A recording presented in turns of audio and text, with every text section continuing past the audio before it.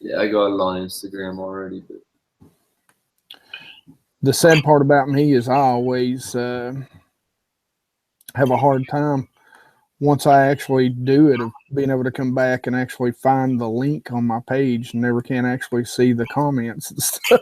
oh, that's why we pull up on our phone and just watch it because we can never figure out how to get it either on the computer. All right. Yep, we're live. All right, good deal.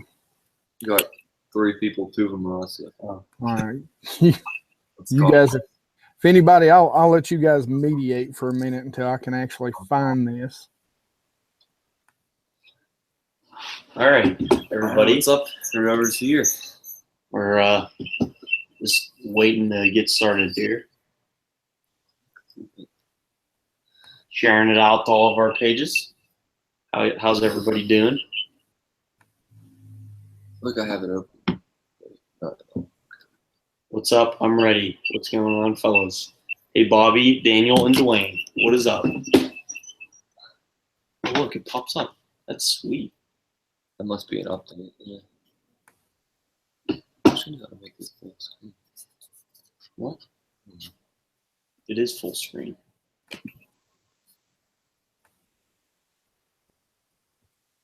Beat just leaving the gym. I wish I could be in the gym.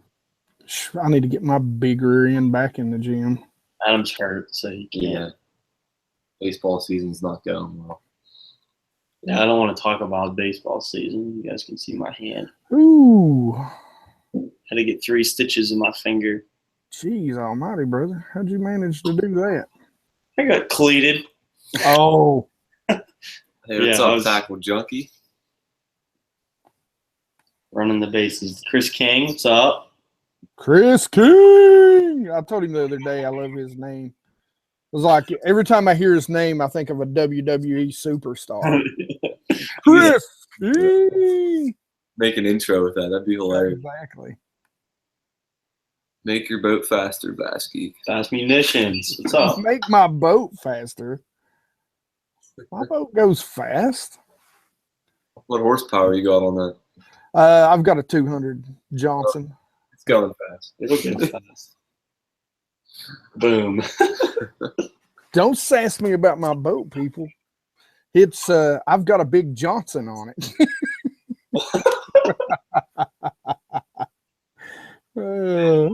I think it's nasty everywhere to fish right now. Yeah. It's been raining a whole bunch up here, so we haven't even had a chance to go fish. Well, you've got to fish a couple times.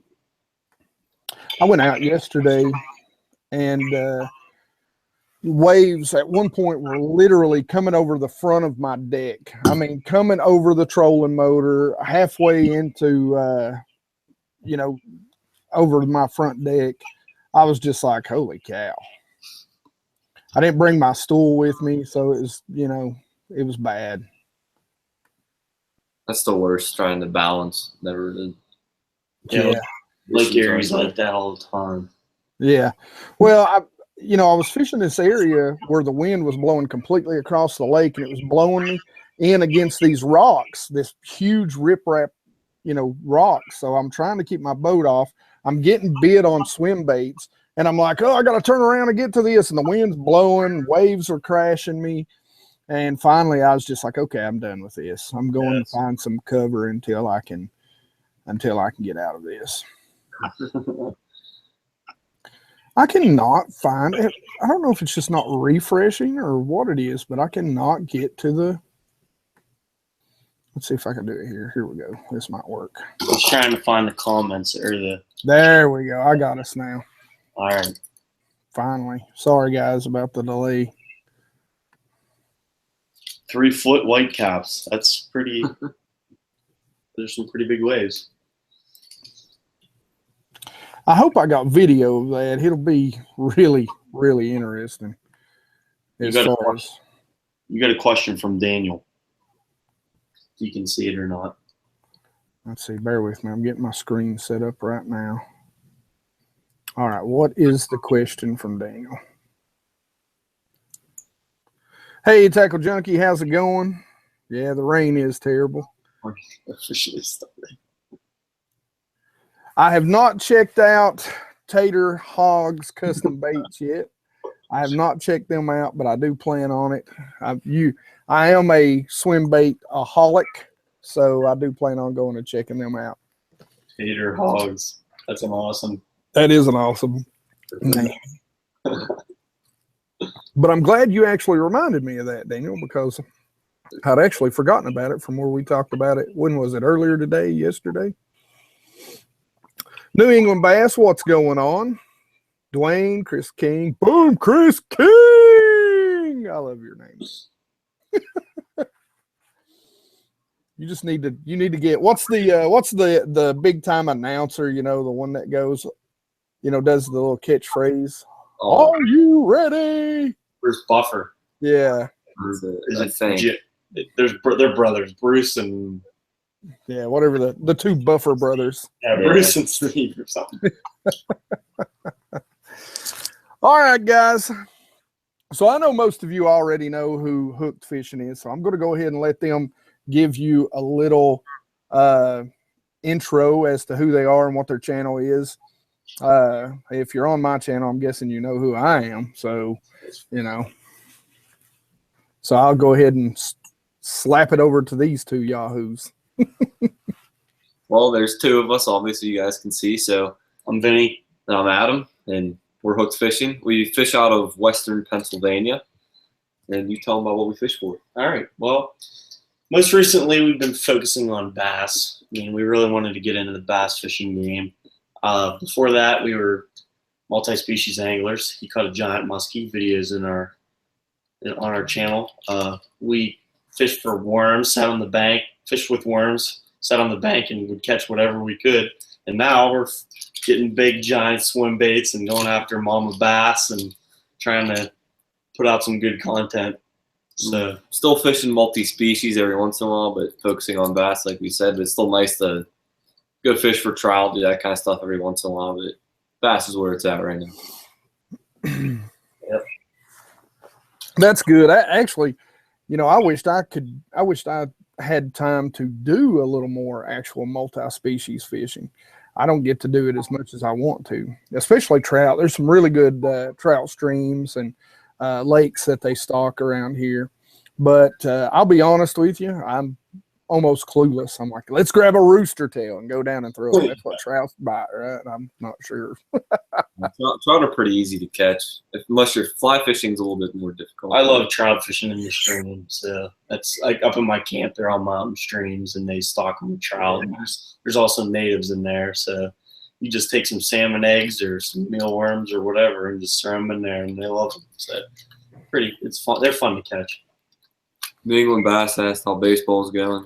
It's going good, other than get in my hand. Yeah, I'm out for a couple more weeks on my back, so that's not good. Good. Man. I played yesterday with the stitches in my hand, which was good. But other than that, BGH Bottom Feeders, how's it going? Bobby.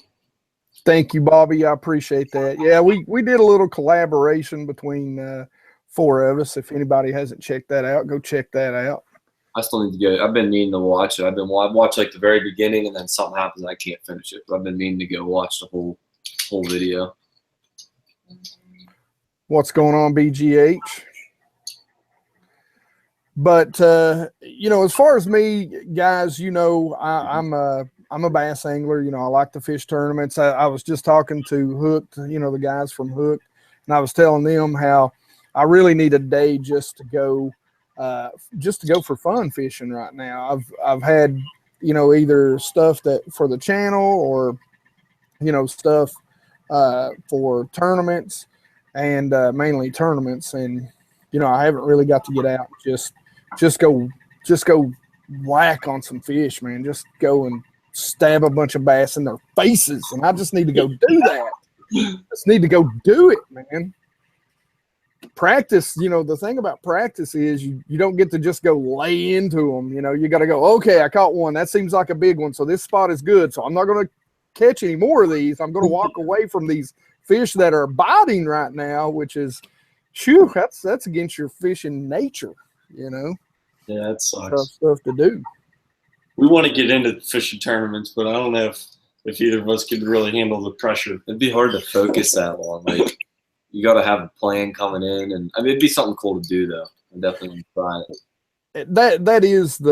That's the part that I like though, is, you know, even for me, I mean, I'm sure, don't go do it. Please don't go do it. But if you look at me, like, you know, when I first started this channel, I've gained a little bit of weight over this past year. And when you get out of shape, you know, like, you know, you guys were talking, you know, I played baseball, I played outfield, I wrestled, I played football in high school, and I've kind of, you know, I enjoy craft brewed beers and meats. So you know, I've been partaking of both of those a little too much this past year. But anyway, so, you know, during my regional, that's actually day 2. That's what got me, is being able to stay focused, because I was in such bad weather conditions. That was last year when that hurricane was just beginning to come up the coast into North Carolina. And I mean, it was just pouring the rain. And, you know, it was rough, and I lost probably 3 fish, all 3 that I seen, that I just got a real bad hook set on, that would have probably gone somewhere around about 12 to 13 pounds for 3 fish, and would have had me fishing on championship day in the regional and cashing a big check. But I never boated any of them because day 2, I had really poor focus. So that's something I plan on doing. And I'd probably freak out like Parrot and throw my rod in the water or hook at him. Hey, Lady Bass, what's going on? What's going on, Cameron? Lady Bass. Hey. But yeah. Sorry, brother. Go ahead. I was just telling, New England said the snow just melted. Well, there's more on the way, so enjoy it. Yeah, be ready for that. Yeah, it amazes me that I was out on the lake in like 76-degree water, and it's going to be, you know, snowing tonight into tomorrow. Yeah, I know. It's incredible. I wish it would just make up its mind. What are the water temps around you right now? The water temp on that lake was 55 pretty much all day yesterday. We're at like 48, so we're almost 50s. But you know what's crazy? Toward the end of the day, I had a really tough day. I didn't listen to the very first fish that I caught when I went out. And I really shouldn't be saying this because I have a tournament coming up. But the first fish that I caught was actually in the back of a pocket, up shallow. I kept on my graph, I kept seeing these bass in 18 to 20 foot. And that water on that lake is generally anywhere from, you know, 10 to 15 foot clear. But I just kept seeing these fish in these areas in 20 feet. And so I kept trying to fish for them and every area I'd go, and I'd get one to whack at a swim bait here or just kind of nibble at it. Never could get any real bites. Well, all of a sudden I go to the back of this pocket, same sort of situation as the very first fish in the first hour that I catch, and I nail a 3-pound smallmouth. And so in 55-degree water, those bass are moving up on the damn beds. Excuse my French, but it took me all day. But they're 55-degree water, and those bass are coming up on the beds. So Roman never was like low 40s. It just didn't make any sense. I think the weather's confusing them this year because it's hot, cold. Doesn't make sense. But right after that, I seen another guy whacking one in about the same area that I caught that second one, and I was like, okay, there it is. I've spent all day to figure this out. I could have been whacking like 30 of them today. So, but yeah, 55-degree. I was totally amazed at that. I was like, that's crazy. That is crazy. We still haven't even gotten out on the lake yet. We've been fishing. Yeah, we haven't gotten the boats out yet. So, but now, guys, anytime you're ready, you can start firing questions away at us. Somebody asked you about if you're liking your HB9 when tournament fishing. I am. You know, I've got the Gen 1s. And I don't know if you've seen the video where I did the review of that. I really do like them.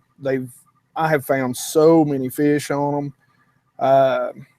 The one thing that on the Gen 1s that I have to complain about is the 9s do not come with the HD transducer. So you can only do 400 megahertz. You can't do the 800 megahertz.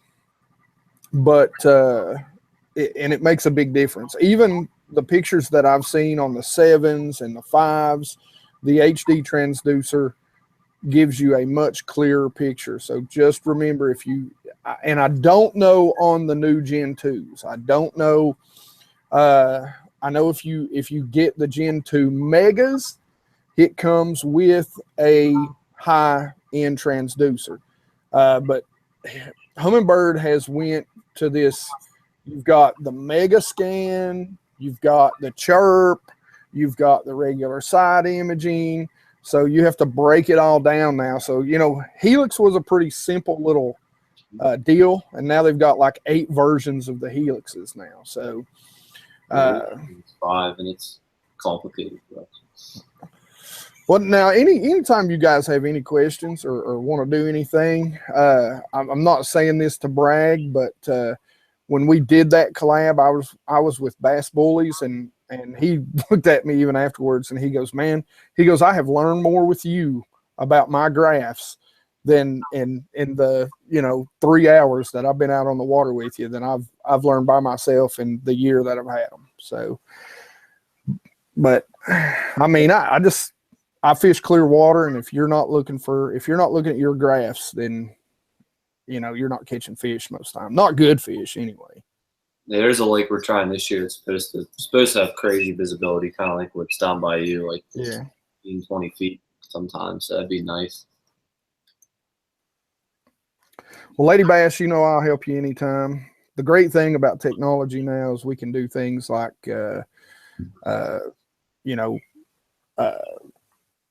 live stream and talk to each other. Oh my God, what is the iPhone app? I just went brain dead. FaceTime? FaceTime, yes, thank you. So it's actually pretty easy. Yeah, we need a graph lesson too. I have not used the 360 yet. That is kind of my goal. On the Solex, I mean, the Solex, they're super nice. I mean, they're high end, but I don't know. I mean, if you can afford, I tell everybody, get the most graph you can afford, because it's always going to help you. I mean, it's always going to help you. I think, what do we have? Just the basic Helix 5, and it has GPS, right? That's it. Yeah.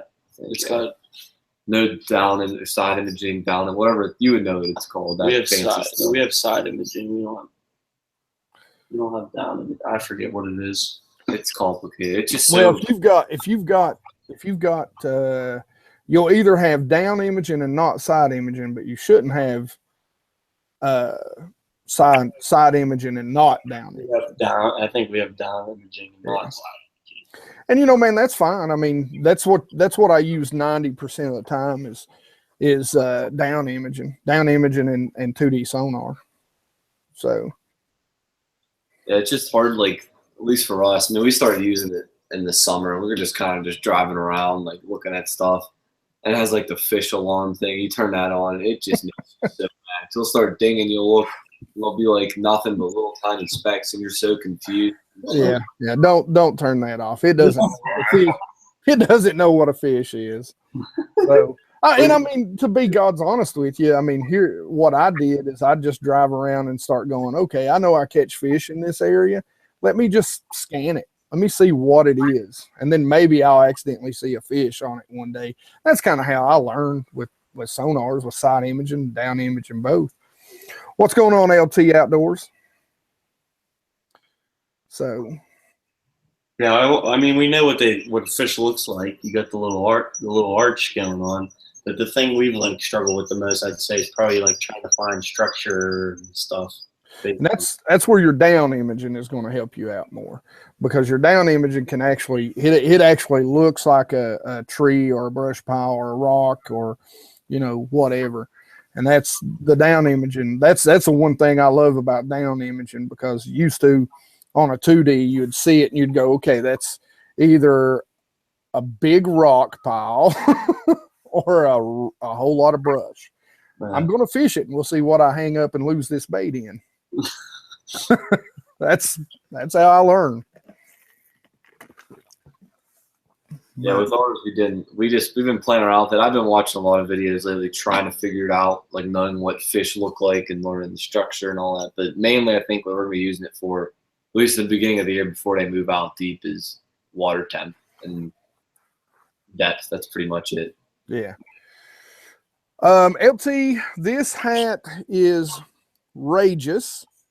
I signed on to their pro staff earlier in the year because, where I do fish tournaments, I needed some tournament jerseys.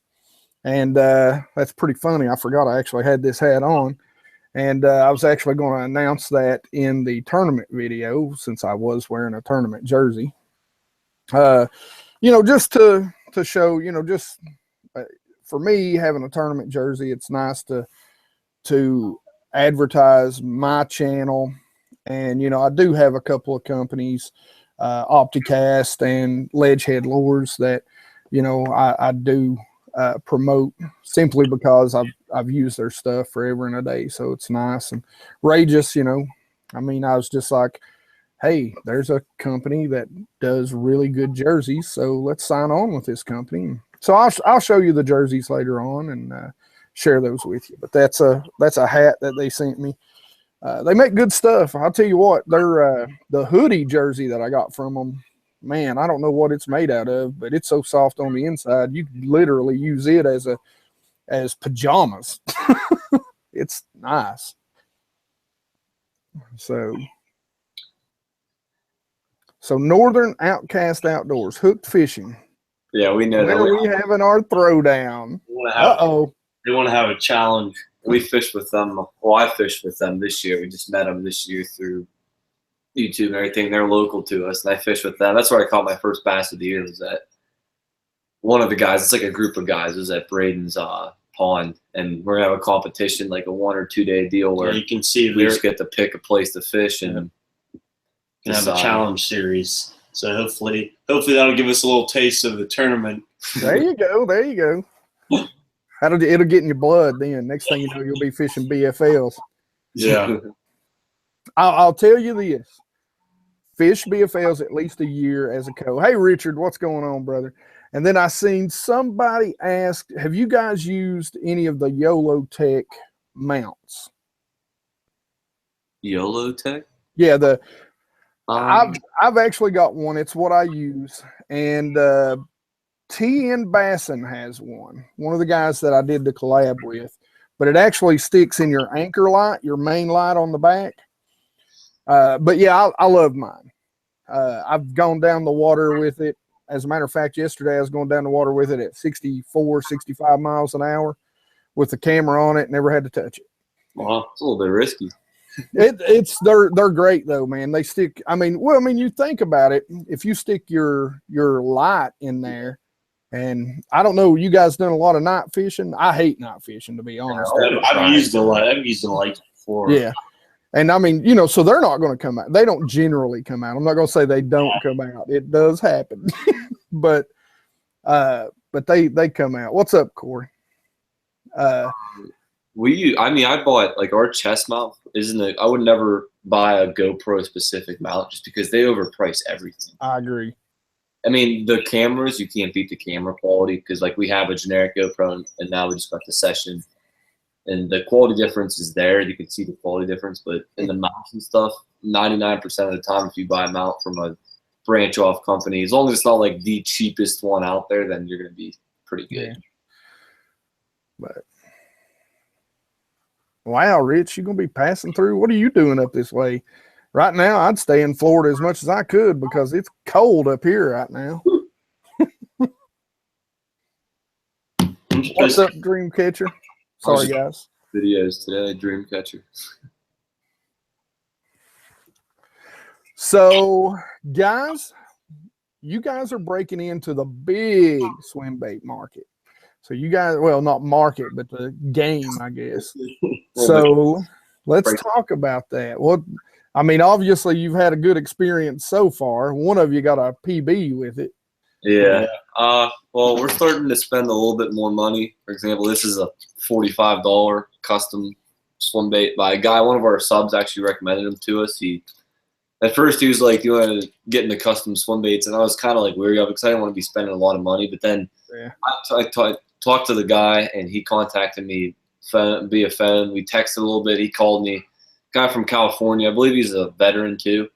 He's been making them for, I think, 20 years, something like that. And he went over the whole entire process with me, answered all my questions, and then I sent him a picture of the exact replica I wanted. And he did a pretty good job for $45. Yeah. And what's a Gontarel, however you say it? They're like 35 or $40. So I figured for an extra $10, I help out not local, but a smaller company that's coming up and get it exactly how I want it. Yeah, he sent him a picture, and it looks pretty much exactly like a picture he sent. Yeah, there's a picture on the Instagram, I think, of a side-by-side of this. Yeah, and I just sent him a picture of a trout that I wanted made, and he made it in a couple days, and it's on its way to me. So that's pretty cool.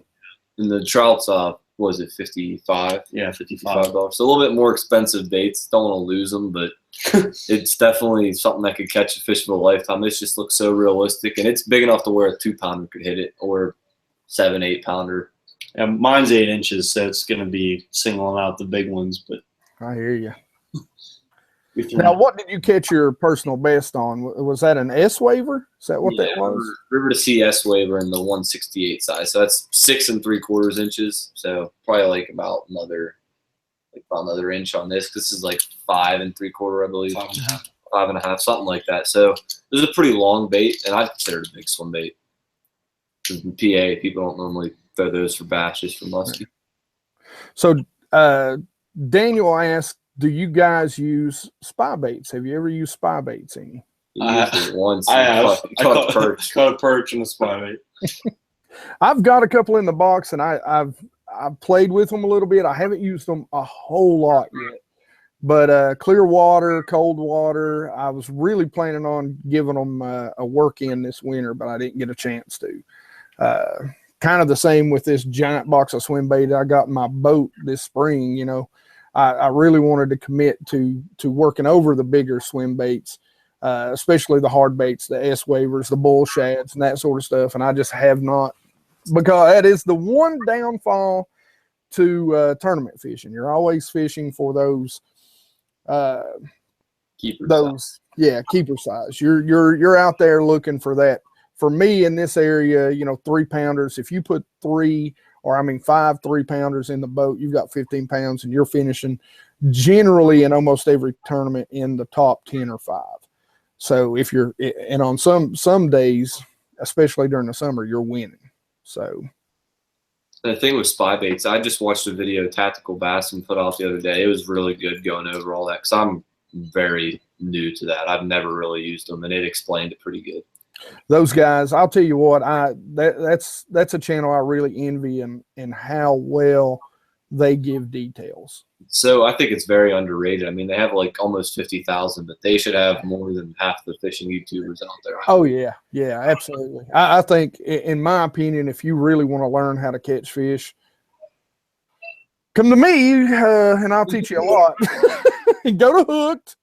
But those guys, man, they just do such a good job at giving details, things that a lot of times I'll sit there and I'll be listening to them and I'll go, yeah, I know that. God, why didn't I think about saying that in a video? And you're just like, they really are. They think about it. It's impressive.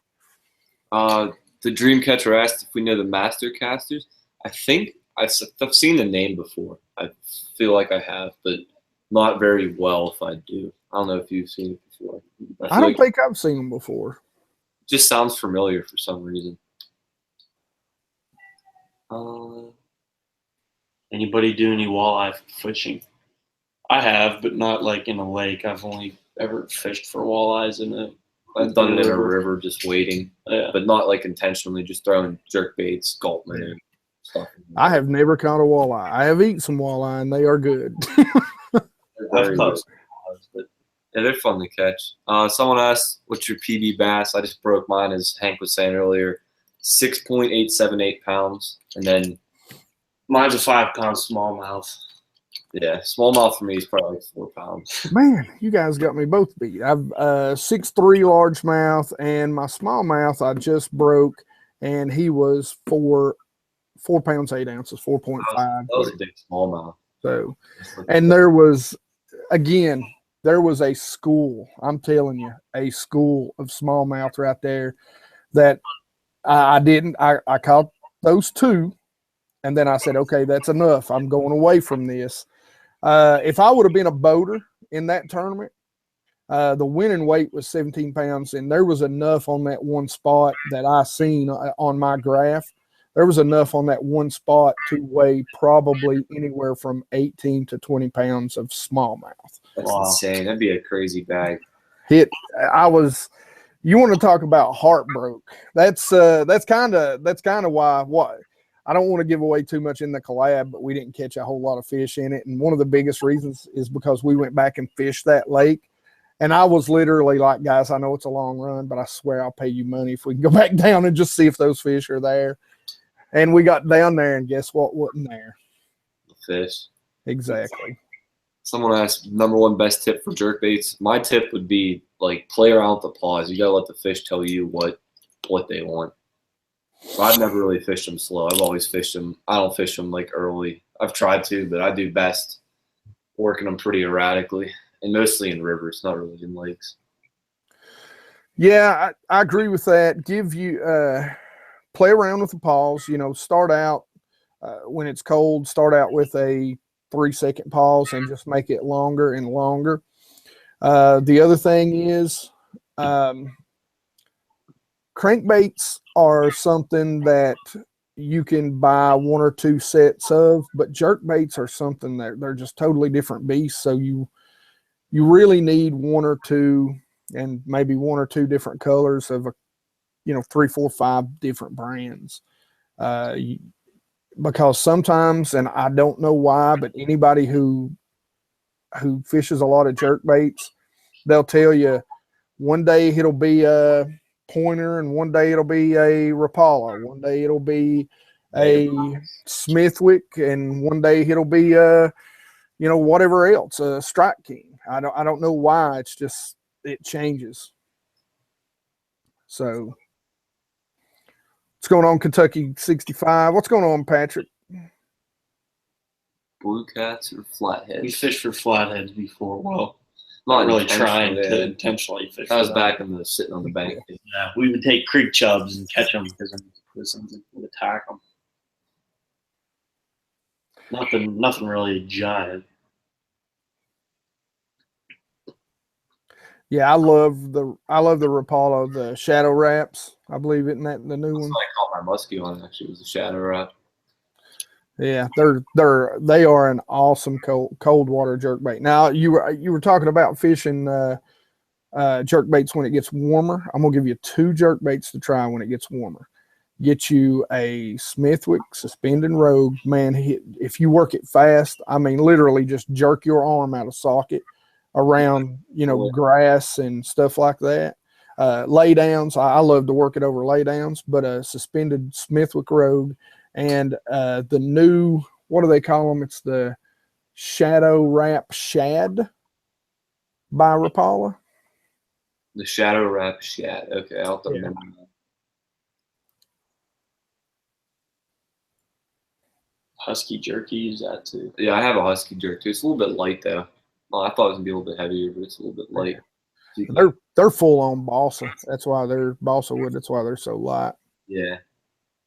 Good old Husky jerk. That was one of the very first jerk baits around, I believe. It's called Duo Realis. Is that a brand? Yeah, Duo I Realis. got another one of those in LTB last month or this month, whatever it was. They're pretty big. Like you can add weights to them. Like they come with little balls you can add weights to them. And I like it because you can whip them things out there. They're like this big. They're pretty big, but you can really whip them things out there and work them. I want to know how your tournament on Norris went. It went horrible. It was really bad. I really thought I could probably go up there and catch fish because that lake sort of is my wheelhouse. But I had a really good boater. He was a really good guy, but I think he was on fish that was leaving him. I think the fish during that time were moving back into the pockets, and during all my practices and all my buddies' practices, all the fish that we were catching were anywhere from the middle third to the very back of the pockets. And he was still fishing Main Lake Bluffs. And I think what he had caught in practice were stragglers, basically, that were waiting to start moving up into the creeks. And he caught 3 keepers in the first, like, literally 20 minutes. And then we never caught another keeper the rest of the day. Wow. So, but that's part of it. So for me, the tournament season for me this year, it's really all about the practices, because this is the year to where I want to go out, practice, see if I can get on fish, and see if I can find fish to where I feel like I can be competitive. Because I'd really, really, really like to go boater next year. But, if I don't feel like I can do it, then I'm probably just going to go co again. So we'll see.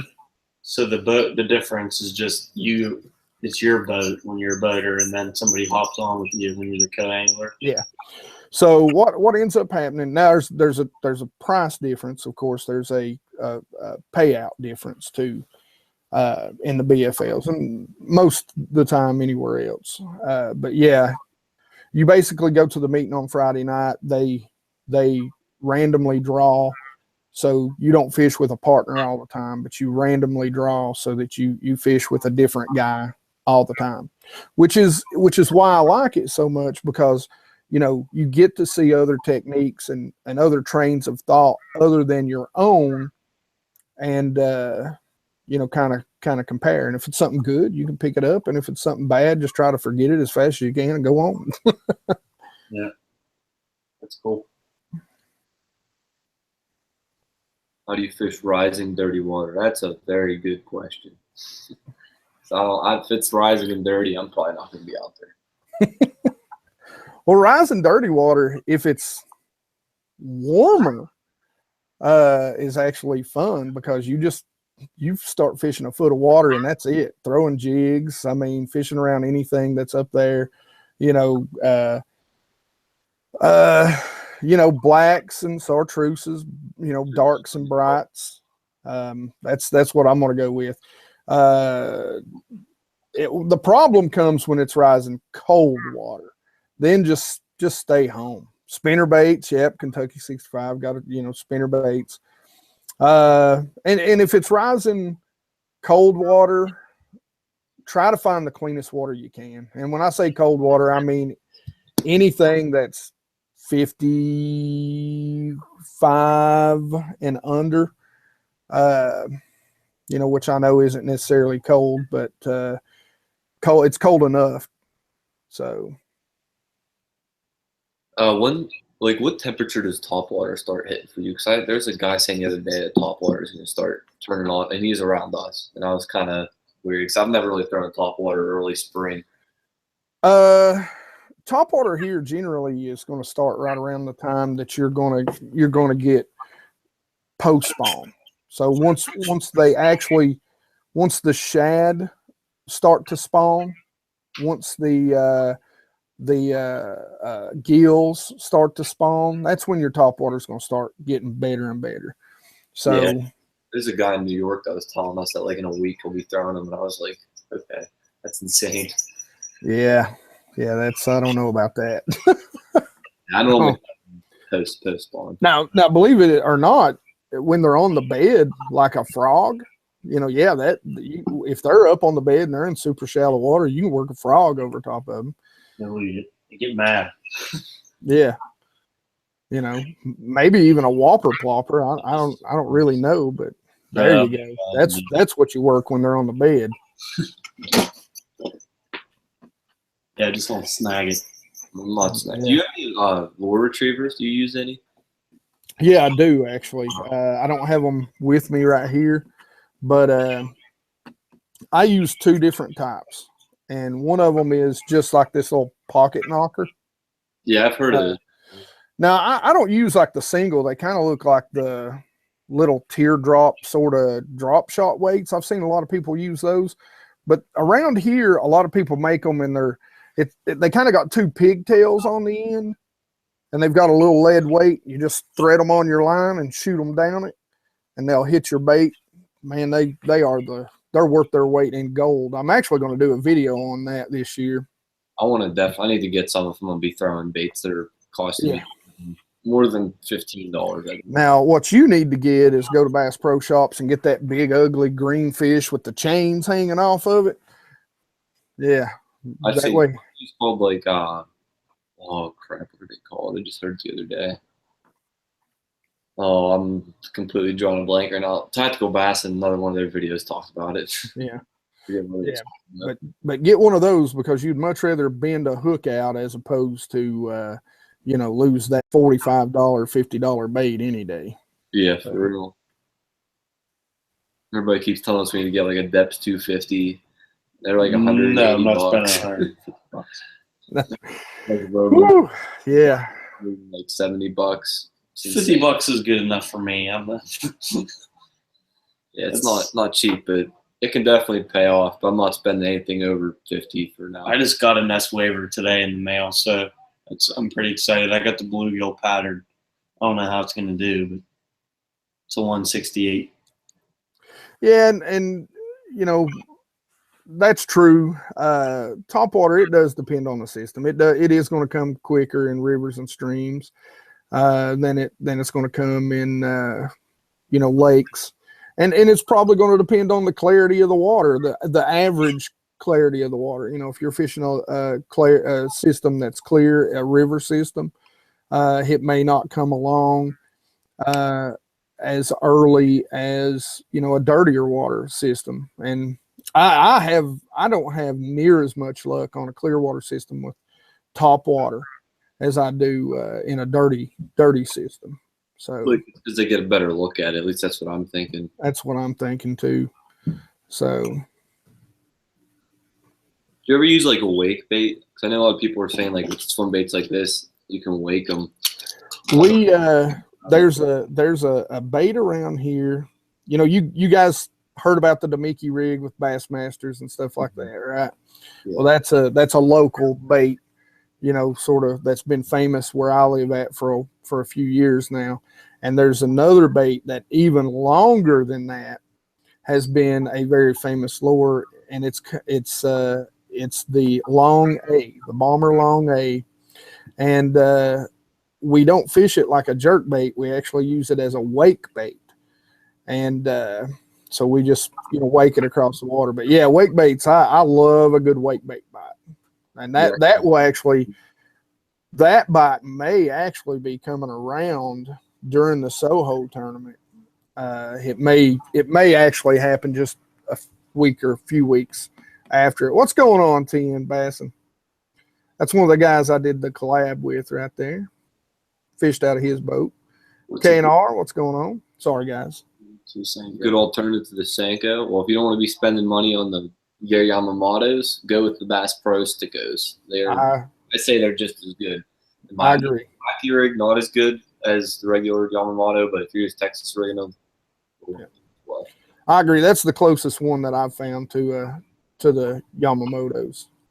Yeah, the Yum Dingers, you can use those. They're just not. You need to wait. They don't sink as fast. I really want to fish them.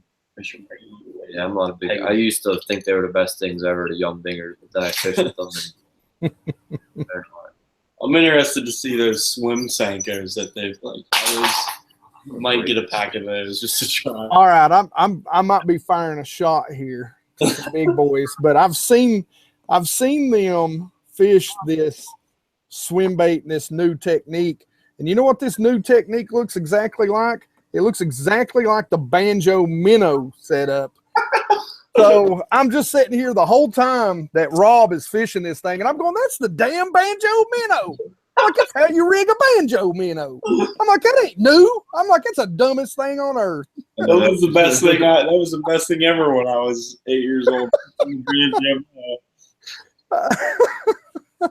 And everybody's gonna be commenting. That's a great. Oh yeah. I just lost like 20 subscribers. It's all right. Swim tankers are excellent for suspended. All right, I have to try those out. It's pretty funny. Now the swimming Cincos, I actually have those. The way that they were rigging them though, I was like, what? But yeah, I do like swimming Cincos. I use the swimming Cinco a lot. It's like a chatterbait, or a trailer, or a swim jig trailer. They're real good on a swim jig trailer. Next challenge for Banjo. I'm gonna. Yeah. There's good action and weedless. I'd just punch it. Just go for it. When in doubt, punch it. What's going on, Bass Nut? Oh man. You have a lot of grass in the lakes you fish, or are they all hard bottom? It's all hard bottom. It's that's my buddy. I told him I found grass on that lake on Norris, and he goes, "You didn't find no grass on that lake. They fluctuate that lake too much." I'm like, "I'll show you. I've got video of the returns on my Sonar." He didn't believe me. So like, ours are all weeds. It's all weeds, grass, except for a couple, and that's one that would probably be focusing with like Huddleston, that type of deal, stuff. Yeah. Well, now don't be afraid to throw, and I know you guys are in with, but even during the summer when that grass gets up and it's you got a foot or two, man, don't be afraid to work those S wavers and stuff across the tops of that grass, man. Yeah. We'll pull them out. The drawing power. That's what I love about the whole Swimbaits is the drawing power is insane. Yeah, I like to work chatterbaits over top of the weeds, and then bass like it. You can feel it when you're reeling it through the grass, and then you just pop it out, and it just nails it whenever it gets caught up. So the link bait. Now you guys do Lucky Tackle Box. So yeah. If you guys played with that link bait, I'm really enticed about that. We just got it, and we've seen videos about it. Like it was just in this month's box, so we haven't really got a chance to fish it yet. But it looks like it has some pretty sweet walking action. I mean, I don't really know what it's gonna really replicate. I mean, it looks like Adam's bringing it right now. He just went to go get it. Yeah, as soon as I said that, I figured it's something you really can't explain. It's just. Well, it kind of reminds me of like maybe a fish, one chasing the other, sort of. That's what I sort of thought of when I first. Yeah, did they introduce it at ICAST? I don't know. We saw it at ICAST, and it looked pretty neat. And the guy was swearing by it, but I mean, he's walking around pro staff, so he's a little biased. He is getting paid by them. I do. Yeah, he said that like the way they put these together, it will not come apart. He said you can pull as hard as you can, and it won't come apart. I don't want to test that, but. I think like it'll best imitate a snake or something like his are white. Mine are like bluegill pattern colors. So yeah, these are white. I don't know if you guys can see this. Mine will probably be a little. You never know. They could eat that. I don't know. I'm definitely gonna give it a shot. I feel like the hooks might get tangled though if they can. Yeah. I know. It does seem like there's a lot of. Are both of them heavy? Because that would be the one thing somebody just brought up that it looks like they might be able to throw it easy, slinging it around. They're not really that heavy. The front one's a little bit heavier. I mean, the back one's lighter. It's smaller, obviously, but should be able to cast them pretty good. I mean, I think it has like an internal. Yeah, it has a little bit of a rattle in it. You can hear it all. I don't know. Something I want to try it. I don't know how it's going to work. Well, I tell everybody, all the time, even with swim baits, it's not even though those things have treble hooks on them, it's not a crankbait. Don't play the fish. Get the fish in the boat because that is a lot of weight to swing around. That's like this thing. It's like 3 ounces. Yeah. Get the fish in the boat. Even with me, where I fish the soft plastic swim baits, you've got a single hook and it's a lot more like a jig. So, anybody knows that, you're going to get a better hookup with that one big jig hook than you are with those treble hooks most of the time. But if you let that bass get its head above water and shake one time, that sucker's coming out. That's why you see me flipping fish in the boat all the time. Everybody makes fun of me. They're like, I've never seen anybody flip fish in the boat like you do. I'm like, look, man, I've had so many big fish come off right at the boat. I'm not losing another. He jumped in the water, filled his boots up, and everything. It was so good. That was the coolest thing ever. Yeah. Hey, I don't blame you, man. You get it in hell or high water. And you went through high water. Yeah, it was flooded. The place we were fishing was flooded, but it was clear. Yeah. That's what I hear. I love the banjo minnow bass nut. Bass nut, you would love the banjo minnow. Northern Outcast. Yeah, I think he told us he bought one in the large snake from Moran. That'd be cool. Yeah. He was playing with the hooks. I mean, I haven't played around with them anymore. They're not as sticky sharp as the ones on that gill, though. I think those are owner hooks, he said. So I guess they make good hooks. I've never really used owner. I use VMC and Mustang. We get so many Mustang hooks in LTB. Mustang's a little bit pricey, though. I like Mustang. I like VMC. I like Mustang. I like I like Gamakatsu, but I swear I think their quality's kind of dropped off in the past 2-3 years. I don't know what the deal is. Yeah, we buy a lot of Gamakatsu just because it's at Walmart, and if we need to pick up hooks, exactly, go there and get them. But these owner hooks, I'm impressed with them so far. I feel like they're really sticky sharp. The Mustache, they're expensive, but we get, there's a pack in every single LTB. They're treble hooks, just regular hooks, all different types of styles. So we always just use those for the Mustad. But if I need to buy hooks, I'm either buying VMC or Gamakatsu. Yeah, owners. Chris King said the owners are insane sticky, and I've heard a lot of good things about owners. I used to actually use some of their belly weighted swim bait hooks, but they stopped making the size that I like. So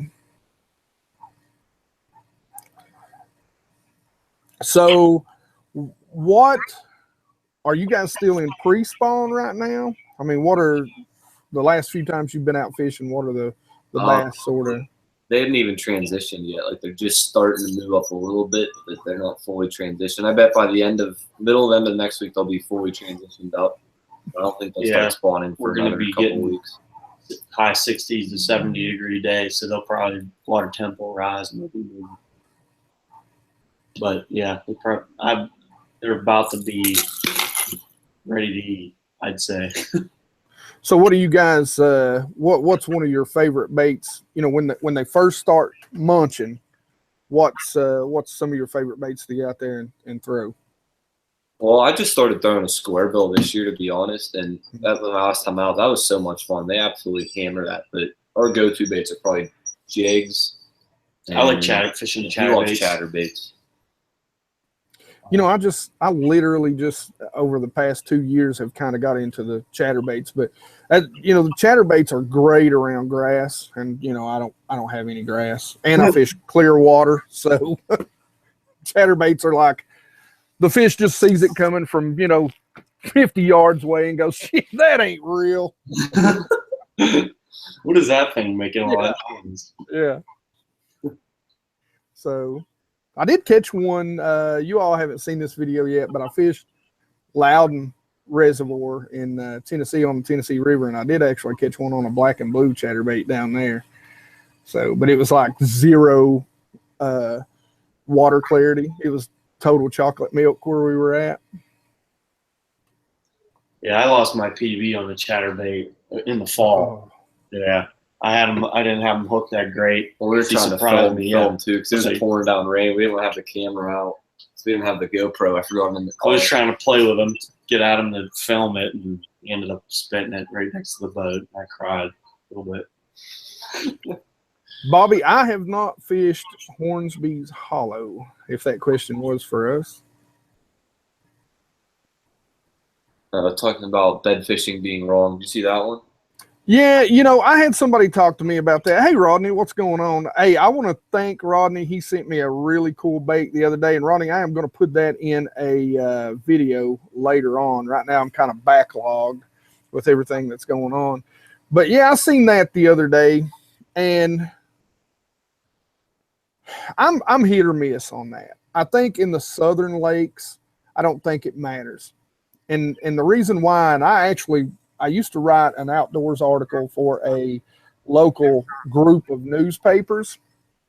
And the reason I wrote this article was because there's a small lake called Bear Creek Reservoir that's in my area, and it's catch and release on bass only. Well, that reservoir is only it's only, best case scenario, it's like 150 acres. I think it's like maybe 115 acres. So it's a small lake.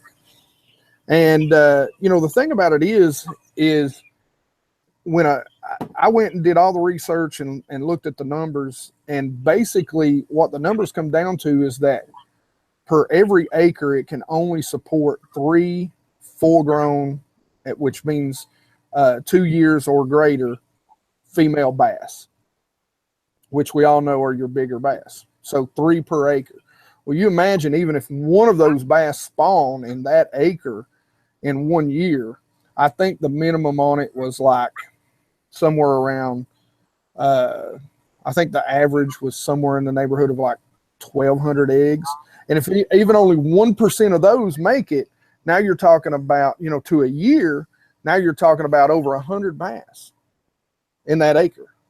Yeah. So sometimes it actually is better because, and this is why I always tell the story, like if I put you guys on one goal line and me on the other goal line and a cupcake in the middle, which I love cupcakes, it don't matter how much I like them, my fat butt ain't going to beat your all skinny rear ends to it. You know what I'm saying? You're going to beat me to the food source. And believe it or not, it's really no different when you're growing large bass, which if you think about it, large bass is a phenomenon that's really only suited for game fishing. So, if you allow those fish to be in their natural habitat, they're generally a 10-pound bass. That's a freak of nature that wouldn't make it, unless we put in the exact right conditions to grow those fish so that we can go catch them and go, look at my new PB. So, then there's the teeners at Tactical Bass catches. Yeah. Pounds So left with your jaw drops. Exactly. Yeah, I think bass fishing's all right, but like if it's a lake that is struggling with the bass population, then I wouldn't live well it. I would get your pictures and put it back. But if it's something like you're saying, then yeah, go ahead, live well, get your pick, holding up a couple nice bass and throw them back. It won't hurt anything. Well, I even understand now, speaking with lady bass up there, they have a bass season. Yeah. So you can't, but now if you think about it in the more northern regions, well, your spawn window is so tight. And I mean, we're going to figure, as anglers, we're going to figure out when those bass move up on beds because they're going to move up in droves up north. And I talk about, I know you guys are up north, but even more northern than you guys. And they're just going to get hammered. So in that aspect, I think it would hurt. But I think the farther south you go, I think it really doesn't matter. It doesn't matter as much.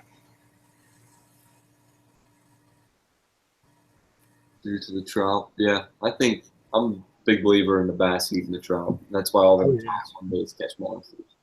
Yep.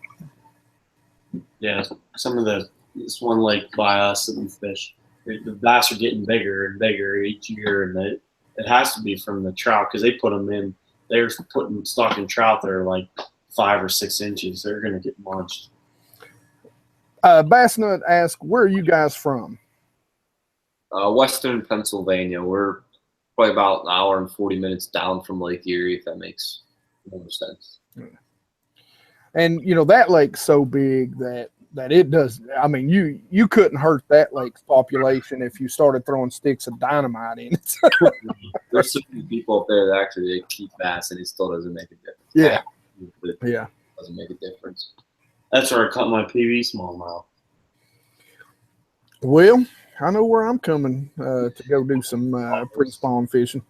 So many giants up there. Keep season the tournament season.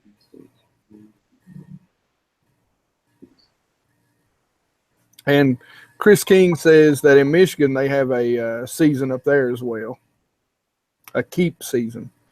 Tournament season starts Memorial Weekend. We have a keep season too, but it's from like June to June or something. I don't know. A lot of people know. Not a lot of people keep bass. It's not really a common thing. Well, no wonder you're a bass nut. You're from up there where they're from. Did you see him there? Wonder what state are you in, bass nut? He lives down in Tennessee now. Oh, he's back in Tennessee. Yeah, he's actually in the collab with me too. Okay, I thought I recognized his name from that, seen it in like the thumbnail or title, whatever it was. Now, he is a funny guy. Lies. Yeah, I was confused there.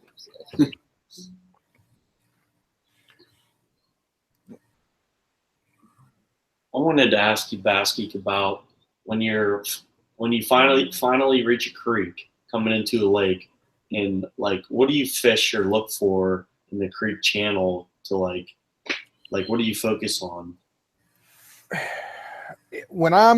I'll tell you this, when I'm scouting a lake, and like right now, okay, and you know, we were talking about this earlier, how I was finding fish in that 20-foot range, and those fish kind of lied to me.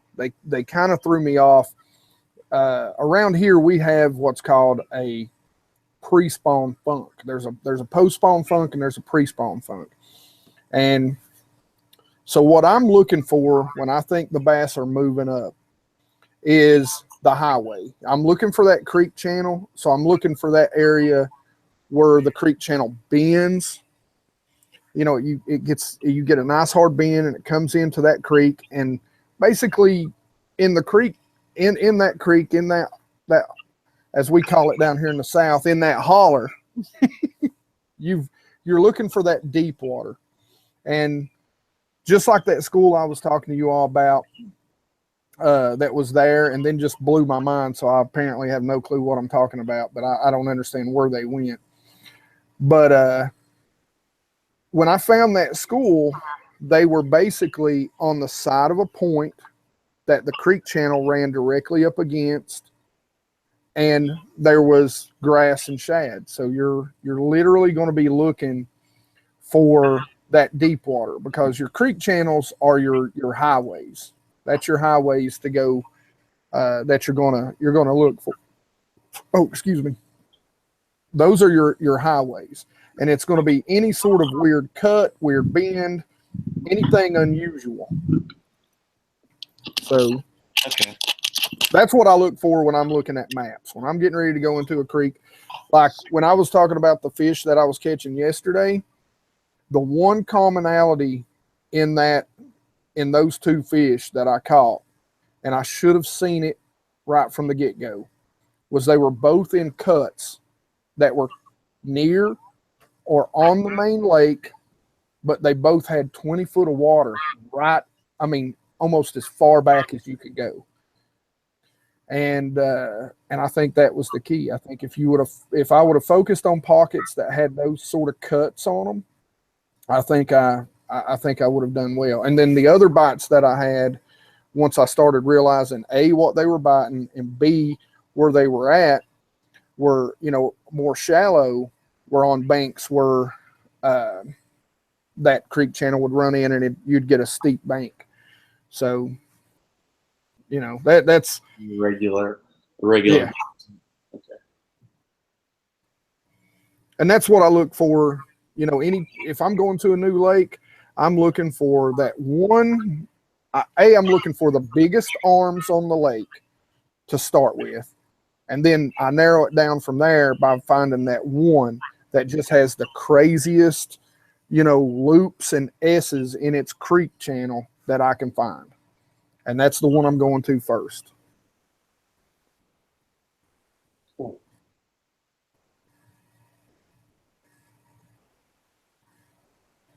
You guys ever fish Lake St. George?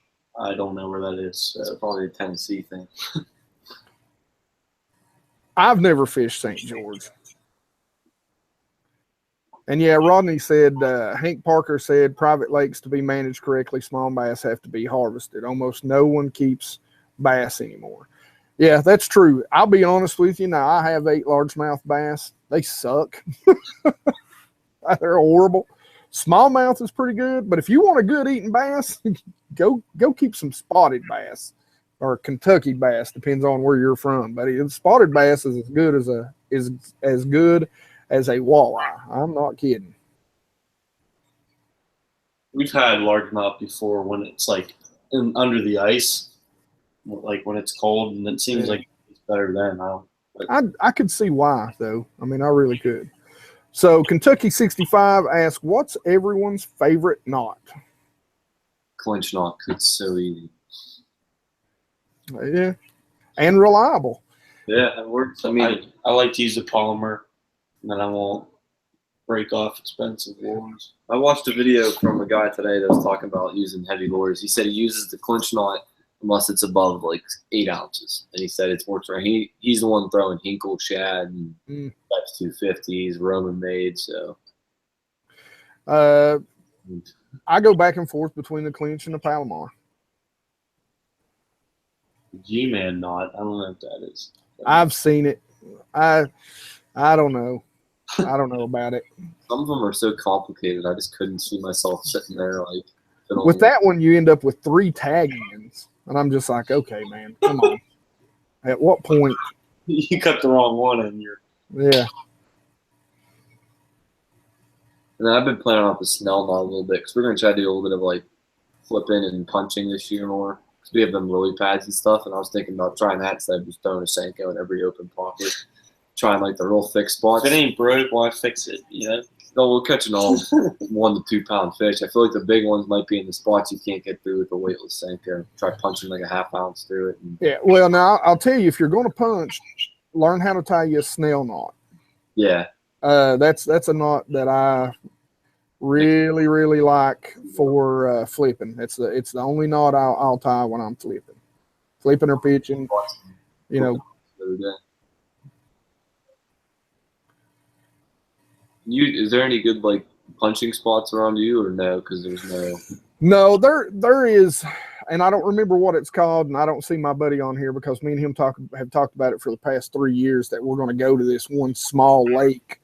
But there is one lake that has some grass on it. Now there used to be a lake. I seen another one of my friends who brought it up on here, and he was talking about a Bark Camp Lake, and I was dying to go up there. There's a bunch of grass up there. And I know there's probably not many people that really fish that grass the way it should be fished, and they stock it with trout. So I've been dying to go up there and throw some big swim baits around. I know there's been some 8-pounders caught out of it here and there, but now you could go up there and punch that lake very easily. Yeah, it's definitely something I want to. I mean, I've never really punched. I've flipped Texas rigs and stuff, but nothing in heavy cover. So I want to try it. I think I might need like an ounce though instead of a ½ ounce. ½ ounce is the heaviest I got right now. A simple overhead knot tied 13 times is great. 13 is the magic number. 13 is the magic number. That used to be the way to do it whenever you're a little kid. You don't know.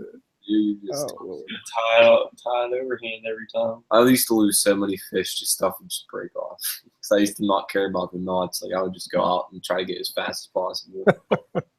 I've been trying the FG knot for I tried the uni to uni knot, but when you tie the uni to uni, you've got 2 tag ends out here.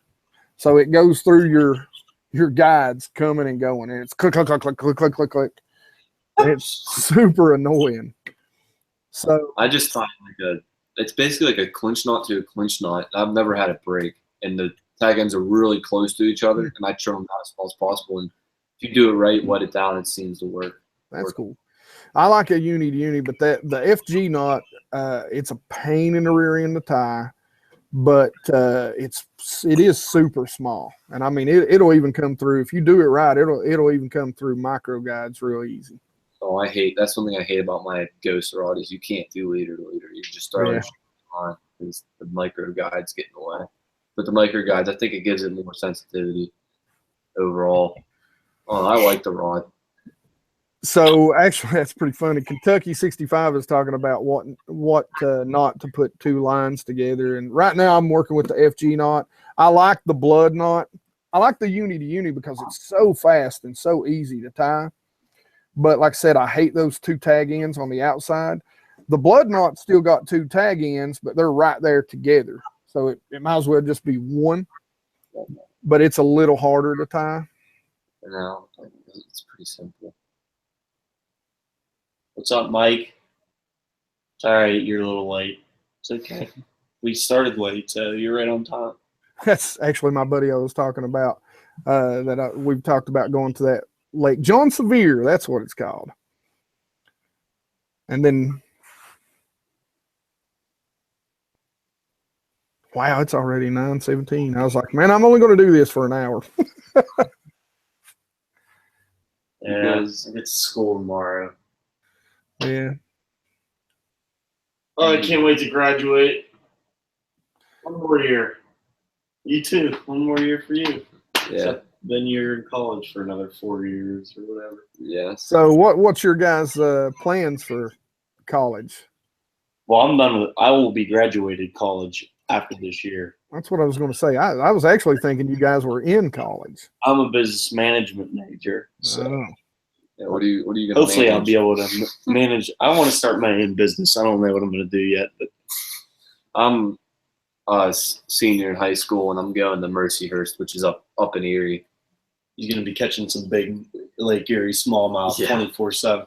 I'll be playing baseball, so I'll be up there busy all the time. But I'm majoring in marketing because after going to ICAST and seeing all that stuff, I really got into that. I think it's cool how the companies market all their different stuff, and then like even companies like coming to us and us working with them, all the strategy behind. I think it's really cool. I think it'd be cool to design lures, but I don't know like what kind of. I wouldn't be able to do the technological design thing. I think that would have to be some sort of engineering degree or It's something. graphic design or something like that. Yeah. Just make something. Yeah. I mean, you can learn how to do it on the computer. Yeah. I used to try and make lures out of a spoon. You know, cut it off, bend it a little bit, just punch a hole in it, throw some hooks on it, and paint it with nail polish. Never caught a fish on it, though. So bad. I wanted to catch one so bad. So what videos do you guys find entertaining? T and Basson. I don't know. I like videos where, like, some videos I like to be entertained, but I like to learn something. So, like, I like to watch, like, Tactical Basson and then Swimbait Chronicles. I don't know if you know who he is. I do. He makes good swimbait videos. So I like to watch stuff where I actually have learned stuff. But if I want to be entertained, I watch John B's video just because the edits are so good. I like Tyler's Real Fishing too for Yeah. entertaining videos. His underwater videos are incredible. Yeah. So like he just had a series, like 3 episodes of underwater. They're really cool. That's cool. You guys need to go, speaking of Tactical Basson and underwater videos, they shared an underwater video of some other guy. Yeah, the spotted bass. Like 12 pounder or something. Cow. That was insane. For me, I do like entertaining videos, and that's something that I want to get better at. And Bass Bullies, he's real good at the John B. S. Stuff. So I want to get better at that. But I'm my goal is to kind of find the happy medium between entertainment and educational. Yeah. And so, you know, I like watching videos for that. Like I actually learn something every time I watch, so it's cool. But that's kind of what I want to do. And you know, I want to get better because the more you can entertain, and even when I'm out on the lake, which those are the videos that I focus on the most, and I, you know, as fishing comes around, being able to tell that story arc, you know, of being out on the water and how your day went, and then roll up. That's out of the Guggen squad. I tell everybody all the time, and I get flack for it. They're like, well, who's your favorite out of the Guggen squad? And I always say Flair is. And they're like, Flair? Like, you don't catch any big fish. And I'm like, yeah, but you know what he does do? He always tells you what and how he's fishing his baits on every single time. Yeah. And, you know, for me, that's I want to know that more than I want to know, well, you ate a worm, you know. Yeah. Some of their videos are kind of getting away from what they started with. Like, yeah, well, I mean, that's fine. I mean, you know, you always have to progress, but, you know, I don't fault anybody for being who they are and making the types of videos that they want to make. And I tell everybody, make the videos that make you happy and don't worry about anything else, especially when you're starting out, because if you're happy with your videos, other people are going to be happy with your videos. Now, 90% of the time, I'm looking at my videos by the time I'm done and I'm going, my God, this is garbage. I hate it. Alex Rudd does a good job, but he's like in the middle right now too. He does. Educational and then entertainment, but he's been growing. He's been growing real fast lately. His videos have been taking off. So let me ask you guys a question. I was talking to a couple of guys about this. Have you guys seen any sort of slowdown over this last month? Well, we ran a huge giveaway, so that really helped. Oh, okay. LTB let us give away 5 boxes. eBay let us give away some stuff, and then we gave away an old casting reel. So that really seemed to help. Yeah, I was talking to a few guys, and they were talking about it, and you know, like I just exploded from like November to February, and then March it just kind of tapered a little bit. So, you know, I just thought, well, most people are probably beginning to get outdoors now, you know, like you guys are actually playing baseball. So, yeah. Yeah, it's definitely the seasons, I think, affected a lot for how much the search traffic, that's the right way to put it. I don't know. Yeah. But anyway, guys, any last questions? It is getting late, and I'm ready to DG Breeze asked, how did you fish the shad spawn in your area?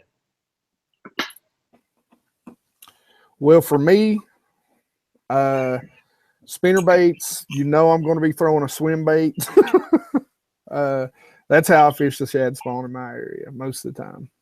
Probably just spinner baits here. That's about it. Never up moving a lot. Oh, we got those Kitex now, so we'll be throwing those a lot more. Probably with like an underspin though, because I heard like Tactical Bass and throw a good video. Like there's like a school of shad, and you're throwing like just a Kitex through it on a jig. You're not gonna really stand out from anything. You put an underspin on it, then that little extra flash can be the difference between you catching fish. Well, see, I do the same thing, and I actually commented on that video, and I told them, I said, I do the same thing, but I throw just a slightly bigger swim bait because you'll get the bigger bites. Yeah. But what I like to do when I find those shad, I'll throw it out there, kind of count it down to where it's on the bottom of that school. So because you know that big swim bait, as it's swimming through the bottom, those shad are just parting. And so below those shad, what's there? The bass are. So they're thinking that bait is just swimming, you know, chasing shad, and it doesn't even see the bass, and they'll just come up and slam it. That's a good approach too. See you, Chris King Fishing. Thanks for joining in. See you, Chris, man. But guys, if any of you have any old man needs a bed, yeah, I do. And just remember, LT, you right there in the same boat, old man. I know him. Me and him talked on the phone several times. But yeah, guys, I appreciate you coming out and hanging out with me, and you know, stay away from those cleats. Yeah. You know, like I said, I played football, so cleats were an every other day thing for me. So it seemed like I was on the line. So if somebody was kicking me, stepping on me, sticking them in my face mask. So it was just the way it was. Yeah. But hopefully we'll get out with these big swim baits and catch some monsters and be able to show you guys. We're going to be fishing these baits a lot more. So yeah, if you want to learn from beginners on how to use the swim baits. Hey, that's fine though. I mean, you know, it's like we were talking about you know, one of the things I like so much about tactical bassing is they cover a lot of points that a lot of times us guys that have been doing it for a long time, we kind of forget, or just, you know, it's just kind of second nature. So a lot of times as you're learning to be able to film that, as you learn how to use that bait, you're going to cover things that guys that have used that bait for a long time have just kind of forgot about or don't think about anymore. So yeah, I mean, that's what I like, the perspective that we're giving, like, of learning as we go and teaching as we go, if that makes sense. Because, absolutely. like, then we watch videos, we can learn stuff, but like some people get so in depth into it that we're just like, we're lost on how to even like tie the knot. Hey, don't feel bad. I'm the same way. It doesn't. I'm pretty easily lost anyway. So, but yeah, that's the way it is. I really think you know, to learn as you go, you give a perspective that the guys that are learning with you, I think it really helps. So, sure. Thanks for having us. I really appreciate it. Thanks, guys. We appreciate it. Guys, come out. Make sure you go to these guys' channels. There is a link in the description. Sub to them. These guys were some of the first guys that I think I talked to, and we did a live stream with Southern Outdoors, right? Was that not the first one we did? Yeah, that was one of the very first ever live stream. That was the very first ever live stream I'd ever done. Was with you guys. So I'm not going to say what I about said right there, but just know it was slightly derogatory and involved a certain fruit. Anyway, peace out, guys. All right. You guys take it easy. Any of your questions that we didn't get to, please make sure you leave them down in the the comment section afterwards. We'll get to them. The guys from Hook will get to them. And so leave questions for both of us, even though it's on my channel. I'm sure they'll keep up with it. And if not, you know, I'll throw a rock at them, and then they'll answer it for you. So, yeah. But we appreciate all you guys coming out. Thanks, guys. Hooked Fishing, go sub. Peace out.